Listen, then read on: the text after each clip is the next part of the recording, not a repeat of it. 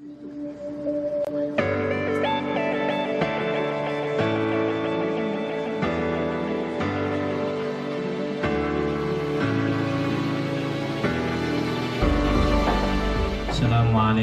warahmatullahi wabarakatuh. Alhamdulillahi rabbil alamin, wal aqibatu lil muttaqin, wassalatu wassalamu ala nabiyyina Muhammadin wa ala alihi wa sahbihi ajma'in, amma ba'du. Semoga Allah subhanahu wa ta'ala senantiasa melimpahkan kepada kita rahmat dan taufiknya, sehingga kita semua diberi kesempatan olehnya untuk menjalankan ibadah bulan suci Ramadan tahun ini dengan sebaik mungkin. Melanjutkan ngaji kemarin, hari ini akan dibacakan lanjutan dari kitab Ayyuhal Walad, karya dari Imam Al-Ghazali. Bismillahirrahmanirrahim. Ayyuhal waladu, wahai anak, la takun, janganlah menjadi engkau, minal a'mali, dari beberapa amal, muflisan, yang rugi, wala minal akhwali, dan dari beberapa keadaan jiwa, khalian, yang kosong. Watayakon, dan yakin engkau, annal ilma, sesungguhnya ilmu, al-mujarrada, yang murni, la ya'khudhu, tidak mengambil ilmu, bil yadi, dengan tangan. Misaluhu, misalnya, laukana, seandainya ada, ala rojulin, atas seseorang laki-laki, fi bariyatin, di hutan belantara, asratu asyafin, 10 pedang, hindiyatin, India, ma'a aslihatin, bersama senjata-senjata, ukhra, yang lain. Wakana, dan ada, ar-rajulu, orang laki-laki, sujaan, pemberani, wa ahla harbin, dan ahli strategi perang. Fahamala, maka menyerang, alaihi, atas rajul, asadun, singa, azimun, yang besar, muhibun, yang menakutkan. Fama, maka apa, dhannuka, sangkaan engkau, hal tadfa'u, apakah menolak, al-aslihatu, beberapa senjata, sarrohu, keburukan singa, anhu, dari orang, bilastikmaliha, dengan tanpa menggunakannya, wadharbiha, dan memukulkannya. Wa minal ma'lumi, dan dari yang diketahui, annaha, sesungguhnya,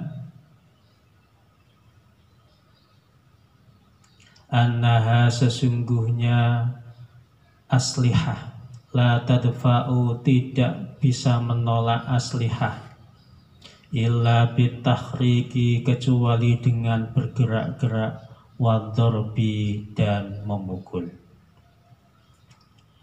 Imam Al-Ghazali melanjutkan risalahnya dan berpesan kepada muridnya, termasuk pesannya sampai kepada kita semua. Apa pesannya? La takun minal a'mali muflisan. Jangan sampai amal-amal yang kita kerjakan itu menjadi muspro, atau pailit. Kenapa pailit? Karena ada amal perbuatan yang dilakukan oleh seseorang tanpa ilmu pengetahuan, maka bukan mendapatkan pahala, tetapi justru mendatangkan kerusakan yang luar biasa. Wala minal akhwali kholian, begitu pula kondisi jiwa kita itu tidak boleh kosong dari mendekat kepada Allah Subhanahu wa ta'ala. bagi orang-orang yang sedang menuntut ilmu tidak diperkenankan untuk meyakini bahwa hanya dengan ilmunya semata kehidupan dia akan menjadi mulia di hadapan Allah dan di hadapan para manusia. Dalam konteks ini, Al-Ghazali memberikan sebuah permisalan tentang seorang laki-laki di hutan belantara. Di tangannya pedang seperti pedangnya orang Hindia, 10 India. 10. Kalau kita lihat pedangnya orang India itu panjang-panjang. Dan dia adalah laki-laki yang suja, pemberani, dan ahli perang. Tiba-tiba orang laki-laki yang di hutan belantara itu dengan persenjataan yang begitu luar biasa diserang oleh asadun aldimun muhibun, singa yang besar lagi menakutkan. Apakah memungkinkan bila orang laki-laki itu tanpa menggerakkan pedangnya, tanpa memukul-mukul pedangnya, bisa mengalahkan singa itu? Tentu saja tidak. Intinya, Imam Al-Ghazali berpesan kepada kita melalui risalah ini bahwa ilmu pengetahuan sebanyak apapun itu bukan satu-satunya yang membuat kehidupan kita mulia, baik di hadapan Allah, baik itu di hadapan manusia, tetapi bil amal, dengan amal perbuatan. Fakada, maka seperti ini, lau qara'a, seandainya membaca, rojulun, seorang laki-laki, mi'ata alfin mas'alatin, 100.000 masalah ilmiyatin yang berbangsa ilmiah, wa ta'allama, dan belajar orang rojul akan ilmu, walam ya'mal, dan tidak mengamalkan rojul biha dengan ilmu, la tufidu, tidak bermanfaat ilmu, hu akan rojul, illa bil amal. Sebagaimana yang saya sampaikan tadi, begitu pula kalau ada seorang laki-laki yang pintarnya luar biasa, bacaannya luar biasa, ilmu pengetahuannya minas sama ilal ard, dari langit sampai kepada sumur, tetapi kalau dia tidak mau mengamalkan ilmu tadi, maka tentu ini seperti seorang laki-laki di belantara, di hutan belantara, yang ia membawa senjata dan saat itu diserang oleh asadun aldimun muhibun. Tentu saja pengetahuan yang didapatkannya yang begitu banyak, kalau tidak ada amal perbuatannya, maka tiada guna dan manfaatnya.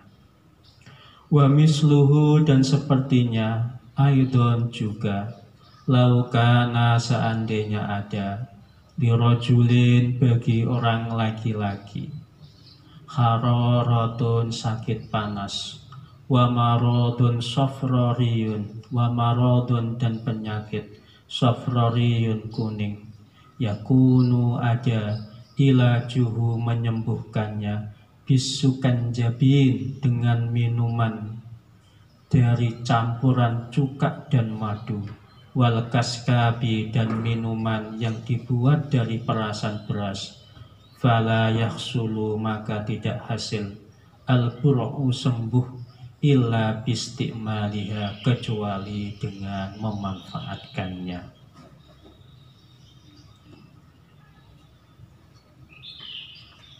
Karomaldu hazari ritlin hamiyin biyumbani tami nahwin nabasadun sidai.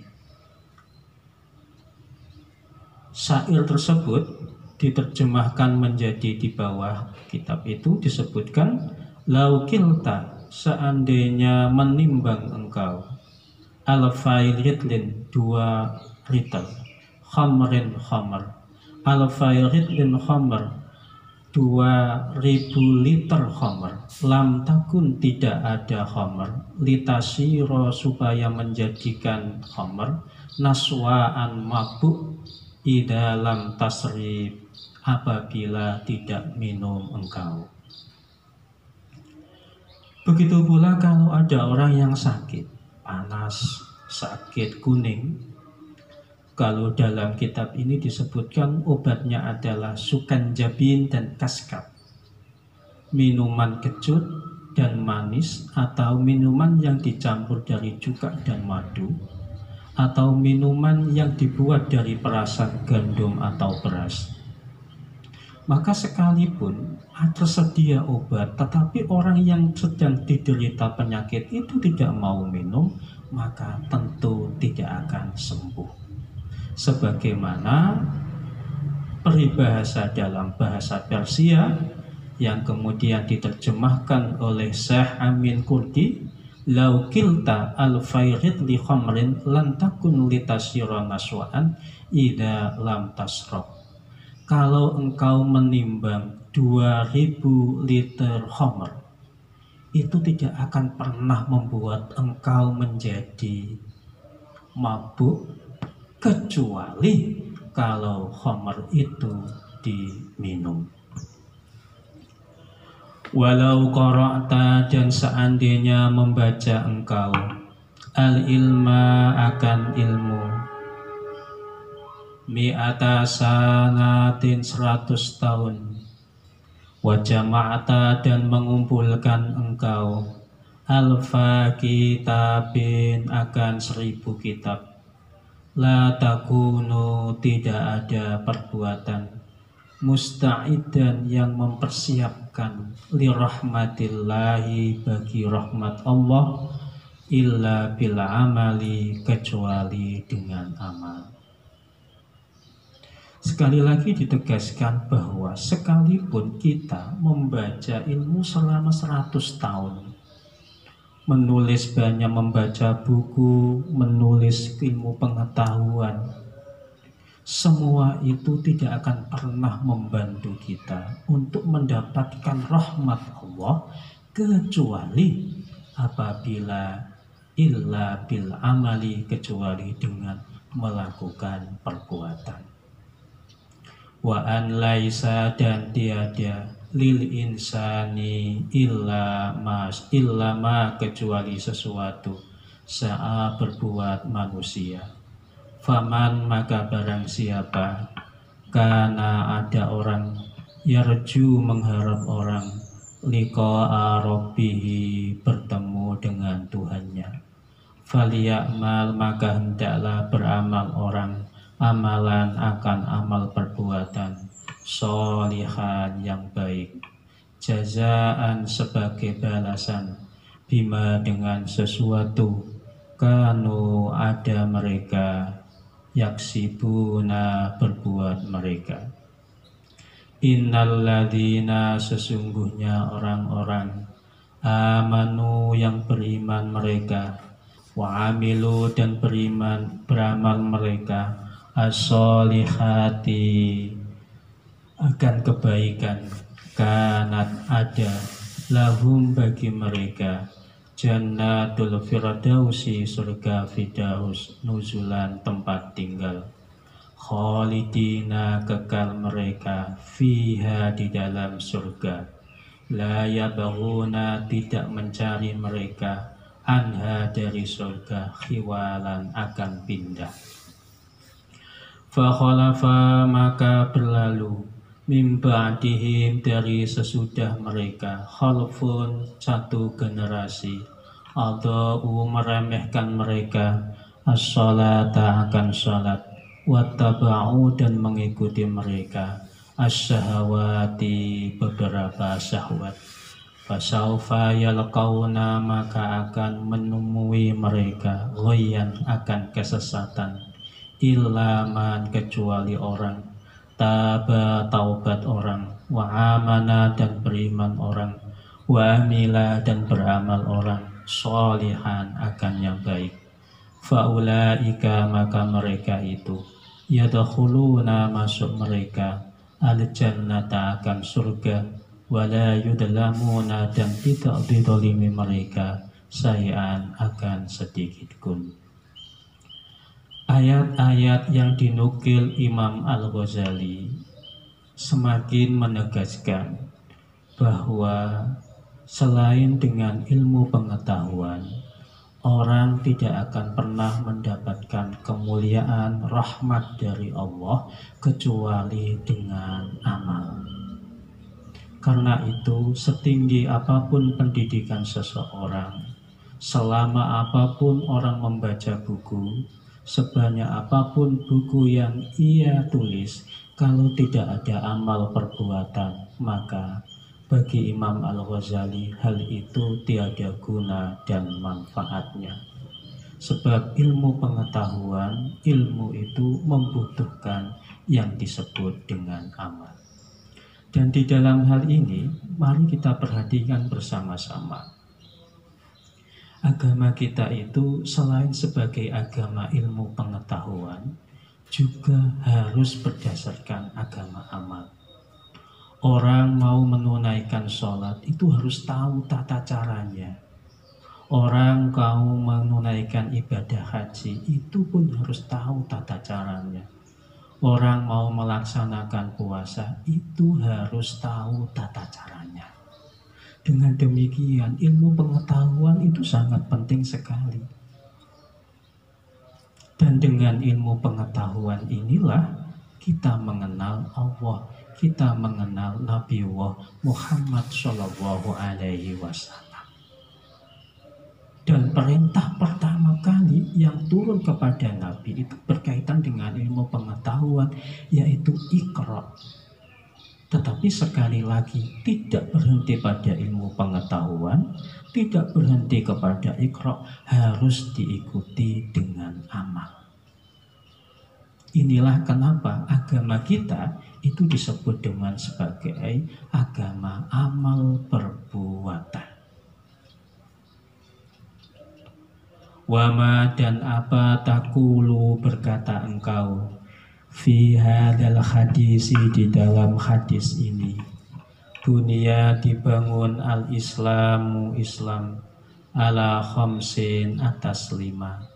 Syahadati an la ilaha, syahadati an la ilaha, penyaksian bahwa tiada Tuhan yang hak disembah illallahu kecuali Allah, wa anna Muhammadan dan sesungguhnya Nabi Muhammad Rasulullahi Rasulullah, wa iqamis sholati dan mendirikan sholat, wa itaiz zakati dan mendatangkan zakat, mengeluarkan zakat, wa shaumi ramadhana dan puasa Ramadan, wa hajjil baiti dan haji ke Baitullah, liman bagi orang istata'a yang mampu orang, ilaihi kepada haji, sabilan akan jalan. 5 rukun Islam ini adalah petunjuk bagi kita semua bahwa Islam itu adalah agama perbuatan. Ia tidak akan tegak kalau tidak ada perbuatan, kalau tidak ada aksi. Ia akan menjadi tegak kalau ada aksi.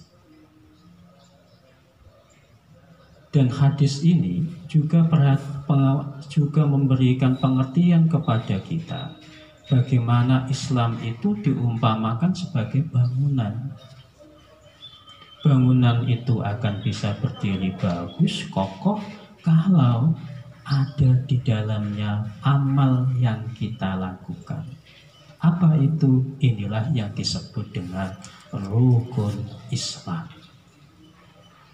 Dengan demikian, sebagaimana yang saya sampaikan tadi, agama Islam itu adalah agama ilmu dan agama perbuatan atau agama amal. Ia bukan sekedar kebatinan, ia bukan kebatinan. Ia bukan bersifat sesuatu yang bersifat spiritual semata, tetapi ditunjukkan oleh aksi-aksi nyata, perbuatan-perbuatan nyata yang merupakan bukti bahwa kita beriman, bukti bahwa kita menjadi orang muslim. Wal imanu, dan iman, qaulun, yaitu ucapan, bil lisani, dengan lisan, wastasdiqun, dan pembenaran, bil jinani, dengan hati, wa amalun, dan amal, bil arkani, dengan dengan anggota tubuh.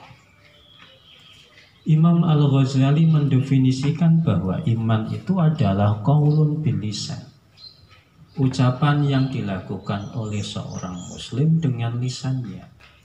Wa tasdiqun bil jinan, jinan itu sesuatu yang tidak tampak, jin sesuatu yang dibalik sesuatu, dan biasanya kita artikan sebagai hati. Setelah tasdik bil jinan, harus dengan amalun bil arkan, harus dengan amal perbuatan, yang itu dengan menggunakan anggota badan kita. Wa dalilul a'mali, dan dalil amal, aksaru, lebih banyak, min ayyukhsa, dari bahwa dihitung, wa ingkana, dan meskipun ada, al-abdu, seorang hamba, ya belugu, sampai hamba, al-jannata, akan surga, bifadlillahi, dengan karunia Allah, wa karomihi, dan kemurahannya Allah. Lakin tetapi, ba'da ayyasta'ida, bahwa setelah mempersiapkan orang hamba, bita'atihi, dengan ketaatannya, wa ibadatihi, dan ibadahnya. Meskipun seseorang masuk surganya Allah itu karena kerahmat dan karunia Allah, tetapi hal itu akan terjadi ba'da ayyasta'ida bita'atihi wa ibadatihi. Hal itu bisa terjadi setelah seseorang hamba itu taat kepada Allah, mengabdi kepada Allah dengan ikhlas. Kenapa demikian? Karena li'anna rahmatallahi qaribum minal muhsinin. Karena sesungguhnya rahmat Allah itu dekat dengan orang-orang yang berbuat baik. Jadi rahmat Allah itu akan diberikan bagi hamba-hamba Allah yang Allah kehendakinya, dan hamba-hamba yang Allah kehendakinya itu adalah hamba-hambanya yang tunduk dan patuh kepada Dia. Melalui apa? Melalui perbuatan kebaikan. Inilah yang disebut dengan al-muhsinin. Rahmat Allah itu dekat dengan orang-orang yang melakukan kebaikan. Dan orang yang melakukan kebaikan itu lagi-lagi menggunakan ilmu pengetahuan, menggunakan tubuhnya, menggunakan jinannya, menggunakan arkannya untuk melakukan hal itu. Walau kila, dan seandainya dikatakan, aidon juga, ya belugu, sampai orang, bimujarrodil imani, dengan hanya iman. Kulna, berkata kami, naam, ya, lakin tetapi, mata, kapan, ya belugu, sampai orang. Dan seandainya pun bahwa disebut imanlah yang bisa memasukkan seseorang ke dalam surganya Allah, memang betul, kata Imam Al-Ghazali. Tetapi pertanyaannya, kapan hal itu bisa terjadi? Kapan sampainya? kalau seseorang masuk ke dalam surganya Allah tanpa melakukan perbuatan sedikit pun. Wakam dan berapa banyak min aqabatin dari akibat akhir, kaudin seperti lingkaran, yakta'u sampai ha akan ila ayasila kepada bahwa sampai orang, yakta'u memotong orang ha akan lingkaran ila ayasila kepada bahwa sampai orang. Seperti hanya lingkaran, kalau lingkaran itu diputus, dipotong, maka dia tidak akan pernah sampai. Fa'awwalu tilkal aqobati, maka awal aqobah, tingkatan-tingkatan itu, aqobatul iman, tingkatan yang pertama adalah iman. Wa innahu, dan sesungguhnya iman, hal yaslamu, apakah menyelamatkan iman, min salbil imani, dari kerusakan iman, amla ataukah tidak. Maka yang pertama memang kata Imam Al-Ghazali, untuk sampai kepada surganya Allah itu adalah aqabatul iman, akibat dari iman yang kita miliki. Pertanyaannya, apakah iman yang kita miliki itu rusak ataukah tidak? Wa idza wasala, dan apabila sampai orang, hal yakunu, apakah ada orang khaiban yang rugi, muflisan yang pailit.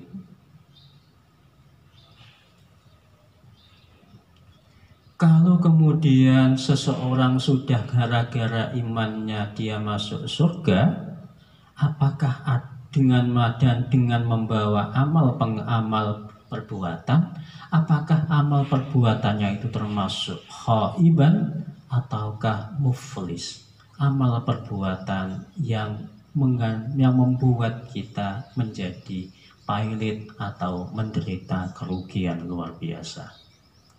Waqala, dan berkata Al-Hasanu Hasan Al-Bisriyu, yaqulu, berfirman Allah Ta'ala, maha luhur Allah, li ibadihi, bagi hambanya Allah, yaumal qiyamati, pada hari kiamat, udkhulu, masuklah kamu semua, ya ibadi, wahai hamba-hambaku, al-jannata, akan surga, birahmati, dengan rahmatku, waktasimu, dan membagilah kamu semua, ha, akan surga, bi'a'malikum, sebab amal perbuatan kamu semua. Dari risalah ini bisa kita ambil kesimpulan, seorang dimasukkan oleh Allah ke dalam surganya itu ada dua faktor. Yang pertama, apakah dia beriman ataukah tidak. Kalau beriman, tentu kemudian Allah akan memasukkannya ke dalam surga. Bila beriman, maka kita dilihat apakah imannya rusak ataukah tidak.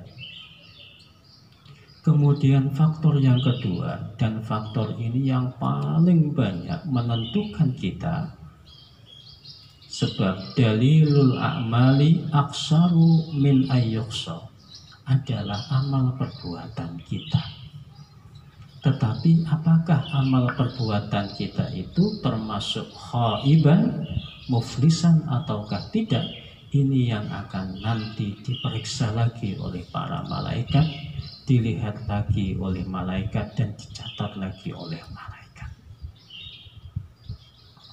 Ayyuhal waladu, wahai anak, ma sesuatu lam ta'lam, tidak mengerjakan engkau, lam taji, tidak menjumpai engkau, al-ajro, akan pahala. Hukia, diceritakan, anna rojulan, sesungguhnya seorang rojul, min Bani Israil, dari Bani Israel. Abada, menyembah rajul Allah Ta'ala maha luhur Allah, sab'ina 70 sanatan tahunnya. Fa'arada, maka menghendaki Allah Ta'ala maha luhur Allah, ayyajluwa, bahwa menampakkan Allahu akan rajul, alal malaikati, atas malaikat. Fa'arsala, maka mengutus Allah ilaihi, kepada rajul, malakan, akan malaikat, yukhbiru, menghabari malaikathu akan rajul, annahu, sesungguhnya rajul, ma'atilkal ibadati, bersama ibadah itu, la yaliku, tidak layak, bihi, dengannya, dukhulal jannati, akan masuk surga. Falamma balagha, maka tatkala menyampaikan malaikathu akan rajul, qala, berkata, al-abidu, orang yang ahli ibadah, nahnu, kami, khuliqna, diciptakan kami, lila ibadati, bagi ibadah, fayam, bagi, maka wajib atau layak, lana, bagi kami, an na'buda, bahwa menyembah kami hu, akan Allah. Falamma roja'a, maka tatkala kembali, al malaku, malaikat, qala, berkata malaikat, ilahi, wahai Tuhanku, anta, engkau, a'lamu, lebih tahu, bima, dengan sesuatu, qala, berkata rajul. Faqala, maka berfirman Allah, idza huwa, apabila dia, lam yu'rid, tidak berpaling dia, an ibadatina, dari beribadah kepada kami, fanahnu, maka kami, ma'al karomi, bersama malaikat yang mulia, la nu'ridu, tidak berpaling kami, anhu, dari orang. Ishadu, menyaksikanlah kamu semua, ya malaikati, wahai malaikatku, ini sesungguhnya aku, qad ghafartu, sungguh mengampuni aku, lahu, bagi rajul. Rumus bait ini adalah, kalau kita tidak melakukan sesuatu, maka kita tidak akan pernah mendapatkan pahala. Jadi beramal itu, berbuat itu penting. Dan dengan perbuatan itu, kita akan mendapatkan balasan. Tentu saja konteksnya adalah perbuatan-perbuatan yang baik. Dan dengan melakukan perbuatan yang baik itu, seseorang merasa bahagia, merasa senang, dan merasa tenang. Kenapa? Karena kebaikan yang ia lakukan itu mendekatkan dirinya kepada Allah Subhanahu wa Ta'ala. Sebaiknya, sebagaimana yang disabdakan oleh Rasulullah Shallallahu Alaihi Wasallam, seseorang yang melakukan dosa itu akan dipenuhi dengan perasaan gundah gulana, gelisah, dan yang lain-lain. Al-ismu ma khaka fi nafsik wa karihta ayat toli'a alaihin nas. Dosa itu sesuatu yang membuat hati kita tidak nyaman, dan kita benci sekali, dan kita marah kalau ada orang yang melihat. Sehingga seumpamanya Allah Subhanahu wa Ta'ala tidak menyediakan bagi kita surga, umpamanya dengan kita melakukan kebaikan saja kita sudah merasa tenang, hati kita sudah merasa nyaman, kita tidak merasakan gundah dan gulana. Dikisahkan dalam sebuah kisah, ada orang Bani Israel yang sudah 70 tahun menyembah Allah Subhanahu wa Ta'ala. oleh Allah Subhanahu wa Ta'ala, abid ini, orang yang taat beribadah ini, ditunjukkan kepada malaikat dan mengutus malaikat dalam tanda petik untuk menguji abid ini. Malaikat datang kepada abid ini, orang yang taat beribadah dari Bani Israel ini, dan dia berkata, malaikat berkata, wahai orang Bani Israel, abid min Bani Israel, bahwa ibadah yang kamu lakukan selama 70 tahun itu tidak layak untuk memasukkanmu ke dalam surga. Apa jawabnya? Nahnu khuliqna lil ibadah bayan bagi lana na'budah. Sekalipun tidak layak untuk masuk surga, katanya, kami ini diciptakan untuk mengabdi kepada Allah Subhanahu wa Ta'ala. Sudah menjadi kewajiban bagi kami untuk mengabdi kepadanya. Waqala, dan kemudian malaikat datang kepada Allah dan melaporkan hal itu.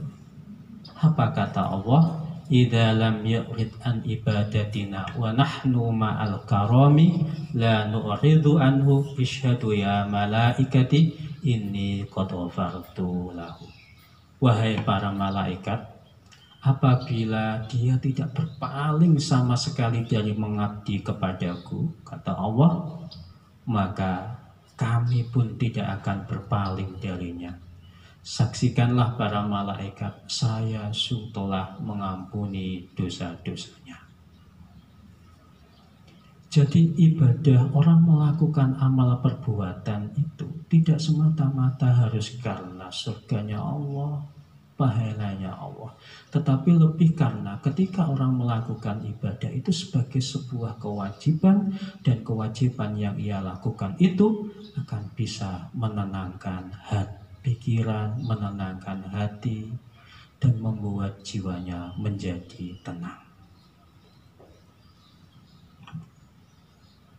Barangkali ini yang bisa saya sampaikan sebelum saya akhiri ngaji kitab Ayyuhal Walad ini. Saya akan menyampaikan sedikit tentang khulasah dari 2 kali pertemuan kitab ini. Ilmu pengetahuan itu sangat penting, dan dengannya manusia menjadi mulia di hadapan Allah dan di hadapan manusia. Perintah pertama kali bukanlah perintah untuk menunaikan ibadah sholat, tetapi perintah membaca. Dan dengan membaca itulah kita bisa mengenal Allah Subhanahu wa Ta'ala. Tetapi tidak bisa kemuliaan ilmu pengetahuan itu mujarrad. Hanya dengan ilmu pengetahuan itu harus diikuti dengan amal. Karena tanpa amal, tanpa perbuatan, ilmu pengetahuan akan menjadi muspro, tidak berguna, dan hanya menjadi barang hiasan, sisa-sisa peradaban manusia. Begitu pula agama kita itu adalah agama ilmu pengetahuan. Orang menunaikan ibadah itu harus dengan berpengetahuan, tetapi agama kita juga adalah agama amal perbuatan, yang dengan tanpa amal perbuatan itu, sebanyak pengetahuan apapun kita tentang agama dan yang lain-lain, itu tidak akan ada guna dan manfaatnya. Karena itu kita mohon kepada Allah Subhanahu wa Ta'ala agar pengetahuan yang kita dapatkan itu adalah pengetahuan yang bermanfaat bagi kehidupan kita khususnya, dan bagi kehidupan orang lain, serta membuat kita semakin dekat dengan Allah dan kebaikan. Sekian, Assalamualaikum warahmatullahi wabarakatuh.